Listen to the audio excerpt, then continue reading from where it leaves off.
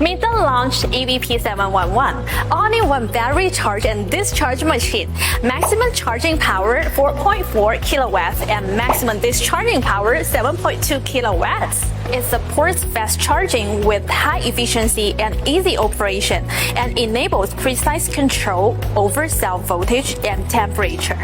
Step 1. Quick and easy connection. Power on. Link the voltage acquisition box.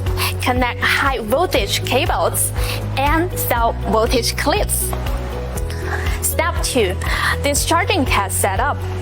Tap discharging test on main screen. First, fill out basic battery information. Enter the pack module number. Select battery type and nominal capacity, and set cell quantity.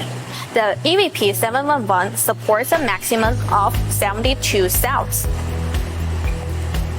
Then set discharge current, pack terminal lower limit voltage, single cell lower limit voltage, discharge time, discharge capacity, and cell dropout voltage. Tap Save to confirm. Turn on the DC switch. Click Start Test to run. Real-time data monitoring for every cell.